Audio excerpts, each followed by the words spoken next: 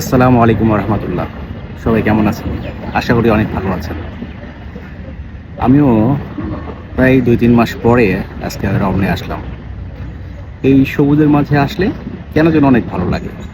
সকালবেলা ঘুম থেকে এসে কিছুক্ষণ হাঁটলে, প্রকৃতির সাথে সময় কাটালে অনেক ভালো লাগে।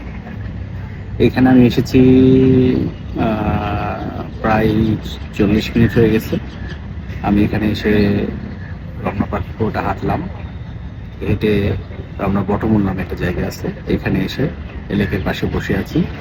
এখানে পাখি ডাকছে, কুহু কুহু করে ডাকছে এবং এখানে লেকের মধ্যে অনেকে নৌকা চালাচ্ছে, অনেকে বসে আছে, অনেকে ব্যায়াম করছে, অনেকে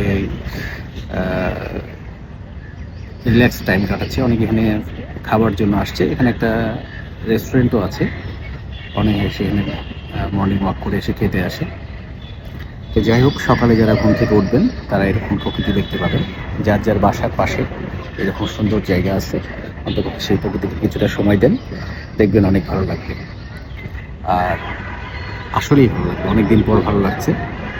আর মানুষের মনের হিসাব অনেক সময় করতে নেই, কেননা এই হিসাব করতে গেলে এই হিসাব মিলে না।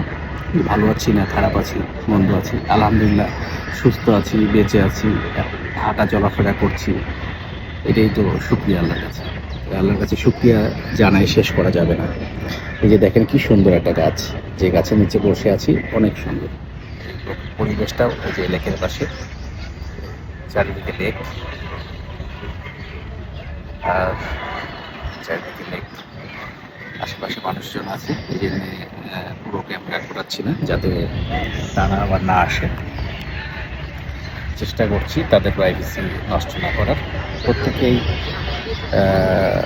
আপন আপন উদ্দেশ্য নিয়ে এখানে ঘুরছি। বেশিরভাগই হচ্ছে এখানে প্রকৃতিপ্রেমী, প্রকৃতির মাঝে আসছে, অনেকেই ছবি শ্যুট করতে আসছে।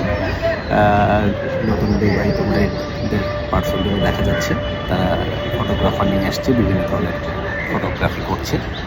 আপনারা অন্ততপক্ষে নিজে নিজে সময় কাটানোর জন্য একটা ভালো সময়, এই ভালো সময়টা কাটাতে আসলেই ভালো লাগে। কাটাতে পারেন নিজের মতো করে। ভালো থাকবেন। আসসালামু আলাইকুম।